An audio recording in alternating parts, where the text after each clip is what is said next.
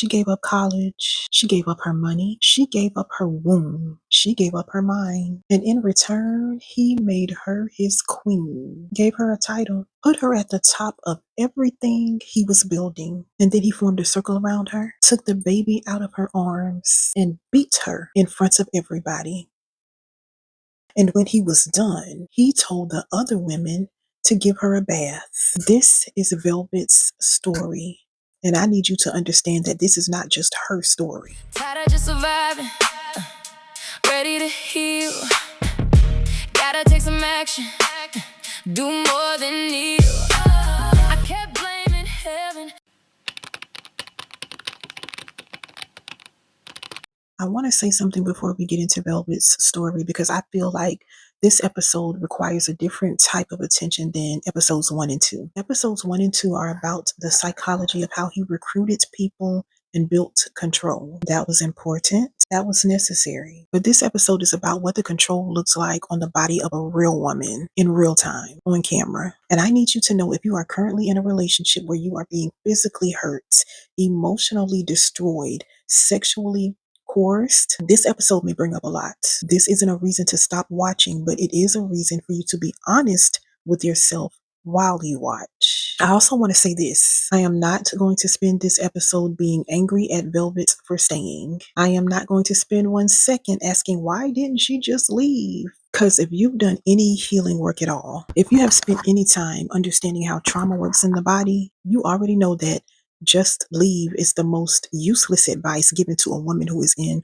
survival mode. We are not going to do that here. What we are going to do is follow her story from beginning to end, from the moment he chose her to the moment she jumped the gate with that baby on her body. And we're going to understand psychologically and spiritually every single reason she stayed as long as she did. Because when you understand her, you start to understand yourself.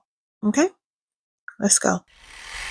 Velvet, whose real name is Eliana, walked into Carbonation. She ended up with a husband and she was happy, like genuinely happy with this man. Remember that because it's going to matter. She wasn't lonely when Nature Boy chose her. She wasn't desperate. She was already in a relationship that by her account was working. But Nature Boy watched them and it was something about their happiness.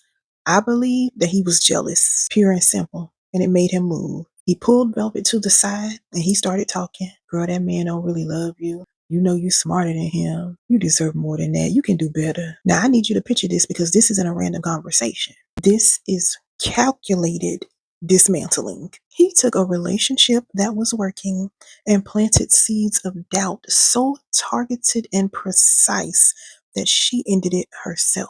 He didn't break them up. He just handed her the reason to break them up and let her think it was her idea. He kept saying, you should be with me. See, this isn't the manipulation that we usually think about. Loud, obvious, aggressive.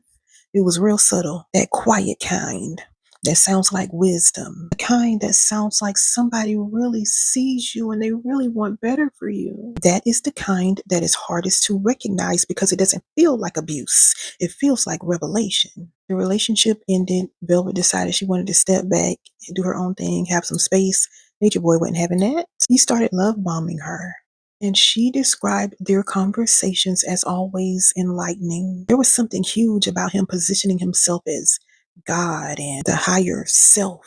So being chosen by him didn't feel like being in a relationship. It felt like elevating, like spiritual promotion. I need to stop here because this is one of the most important things I will say during this entire series. When control is being framed as spiritual advancement, when being chosen by a powerful person is positioned as God's favor, as evidence that you're special, your discernment doesn't just get bypassed. It gets recruited to work against you. Because see, now your spirit and your wound is saying the same thing. Your wound says, finally, someone sees me. And then your theology says, this must be ordained. And between those two voices, the voice that says something is wrong and gets drowned out. She said yes to him. He immediately wanted to get her pregnant and made her the queen of Carbonation. He chose her. He elevated her. He gave her a title and a role and placed her at the top of everything he was building.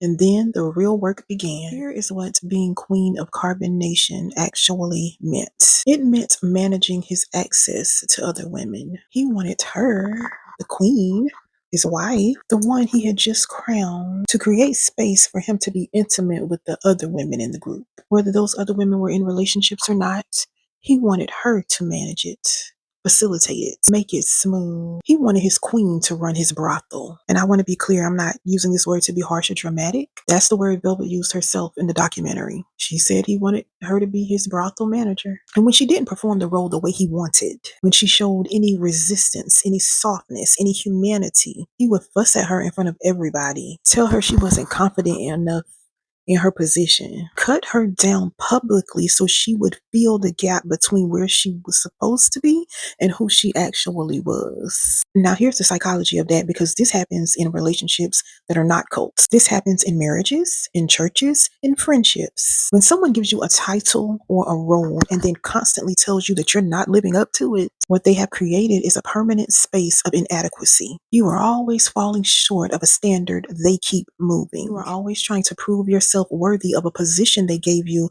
but apparently can take back at any moment. And the psychological effect of always living in that state, always striving, always proving, always one mistake away from losing your status, is that you stop thinking about whether you even want the position. You just think about how to keep it. She became his puppet, standing in the sun for hours, reciting his teachings, making videos right, performing the role of queen on camera, while behind closed doors, she's being diminished, controlled, and prepared for something much worse. And here is what I keep thinking about when I think about Velvet in this season. She gave up a relationship that was actually working to be with this man. He told her she deserved better and then became the worst thing that ever happened to her. This is a tactic. He removed the one person in her life that might have helped her see clearly and replaced him with himself. Isolation doesn't always look like locking a person in a room. Sometimes it looks like convincing her that everybody she already loves is beneath her. When Velvet got pregnant, and he wanted her to get pregnant quick, he used it. I believe it was the investigator in the documentary who said the pregnancy became his ticket to abuse her. She would come downstairs with new scratches, new bruises, and when the other women would ask if she was okay, she just said, "I'm fine." I need you to pause on that for a second, because "I'm fine" is not just a lie. When a woman says "I'm fine" with new bruises on her body, that is a nervous system response. Fresh bruises on her mind or body, because some of y'all are dealing with emotional and mental abuse, which can be worse than physical abuse. But in your mind, you're thinking, "Oh, well, at least he's not hitting me."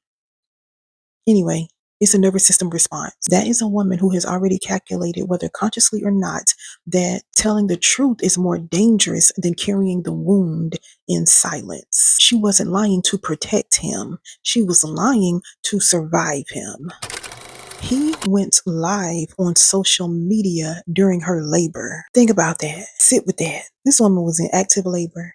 I can't even remember if it was before or after she got the epidural. I can't remember if she got the epidural. I can't remember. But she was in active labor, and this man had a camera in her face for the internet. And she said when she gave birth, he immediately started talking about it on Instagram. And when she got back from the hospital, her body still healing, her hormones still crashing, her baby brand new. He called her weak, told her she needed to get up and move around, said she was making it complicated. She said she was falling deeper and deeper into postpartum depression. And while she was falling, he was using that window, using her vulnerability, her exhaustion, her hormonal collapse to sleep with as many women in the group as he could, with the baby present sometimes. She said, and I need you to hear this, there were times where she had to agree to non-consensual sex just so she could be able to bond with her child. He would take the baby out of her arms so he could hit her, and then he would give the baby back when she agreed.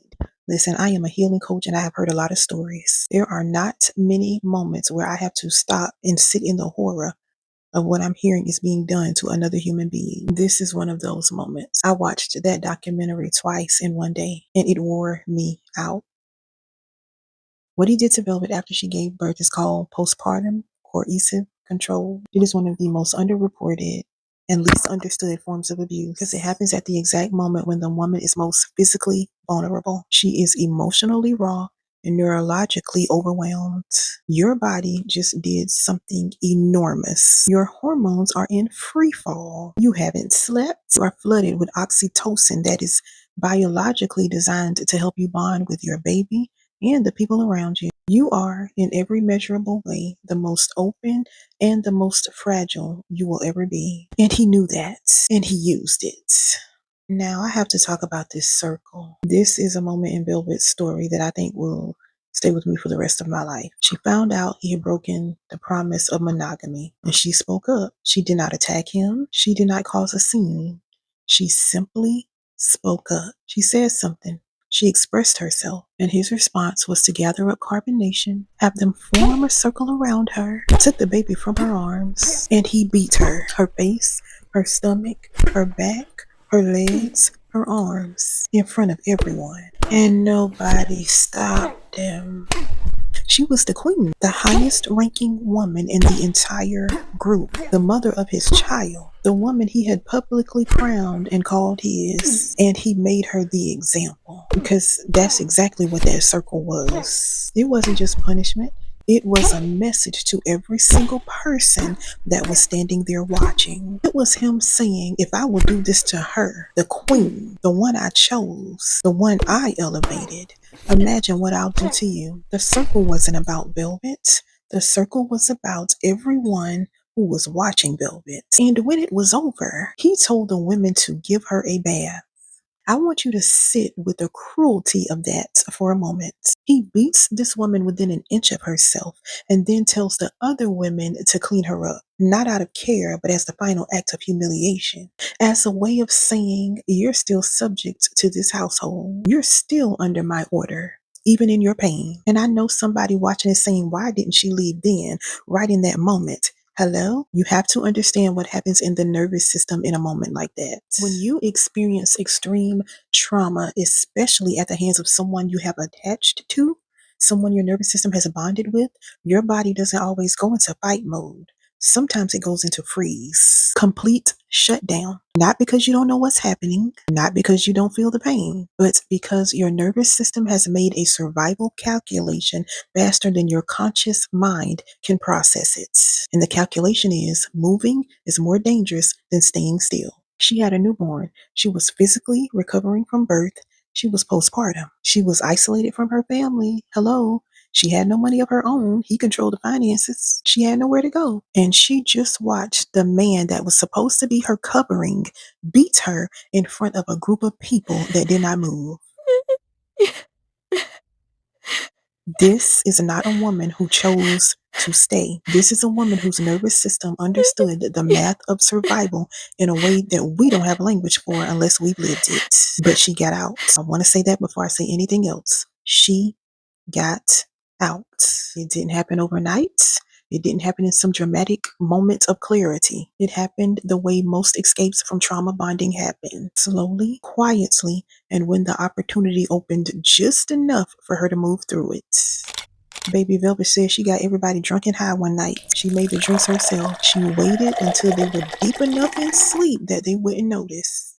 Baby girl woke up before dawn, put her baby on her body, and she jumped the gates. I felt that. She jumped the gates. She said she never saw Nature Boy again. And what did he do? He went live. You could see the rage in his face. He was telling the internet that God's wrath was on Velvet and it was war, blah, blah, blah. Because even after she escaped, even after whatever distance she managed to put between them, his first instinct was to use his platform to punish her, to turn his followers against her, to make sure that she knew she wasn't safe. That's called post-separation abuse. It's one of the most dangerous phases of leaving a controlling relationship because the abuser no longer has physical access to you. So they use every other tool available. Public humiliation, smear campaigns, threats through mutual connections, spiritual curses, if that's the language for the environment. They tried that on me a few times. Sound familiar?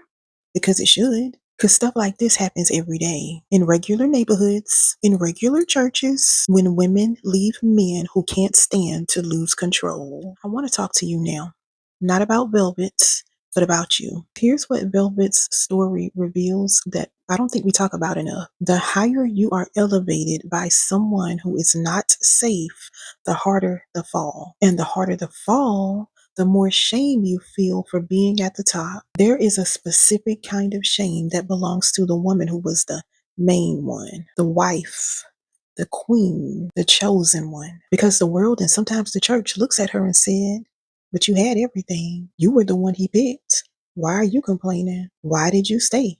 You should have known better than anyone else who he was. And that shame is a lie, but it's a very loud lie. And for a lot of women, it is louder than anything else. I got to be real with you. I know what it's like to believe that being chosen by the wrong person was somehow proof about something in me. I know what it is to stay in something that was hurting me because leaving felt like admitting I was wrong about everything. And I know what it's like to finally get out and then spend years trying to understand how I even got in. That is the work. And it is not fast, and it is not linear, and it doesn't happen through prayer alone, although prayer and faith matters. What he did to Velvet is not just a spiritual wound, it's a wound that lives in her body, in her nervous system, in places that don't have words yet. If you are watching this and Velvet's story is not just Velvet's story, but it's actually a mirror for you, I need you to hear this. The fact that you stayed doesn't mean you were weak, and the fact that you believed him doesn't mean you're stupid. The fact that you loved someone who hurt you doesn't mean that love was the wrong instinct. It means you needed healing before you walked into that room. And the healing is available now. I want to tell you about something I created exactly for this moment. It's called the Clarity Reset, and it's for the woman who is done surviving and she's ready to start understanding. She's ready to start asking, not just how do I get over this, but how did I even get into this? And what do I do so that I never end up in another situation like this again? The link is in the description. This is the best place to start. Do you need Bloom coaching? Probably, especially if you've dealt with stuff like this. But the Clarity Reset is the perfect place to start. Now, let me tell you what this is not. It's not a lecture. It's not some 10-step program. This is not me telling you what to do. This is a place where you start to understand the patterns in your nervous system, in your attachments, in your theology that have been making you available to people who were never safe. As a woman who has survived a toxic mother, church abuse, and relationships that cost me more than I should have ever paid, I did not create this from a textbook. I created it from the inside of what healing actually looks like when nobody's watching. And if Velvet's story brought something up in you today that is not a coincidence, that is a signal, and signals are worth following. The link is below. Come do the work. Subscribe if you have not subscribed. Episode 4 is all about the men. And I know you didn't think this series was going to go there, but we're going there. I need to talk about what he did to the men in the group and what it reveals about the wounds that nobody is talking about in our community, because this is just as important and it is just as close to home. Velvet got out, and so did you, or so will you. I'll see you in episode 4. I kept blaming heaven for what still bled in me, but the bruises had a name and they came from deep, so I let it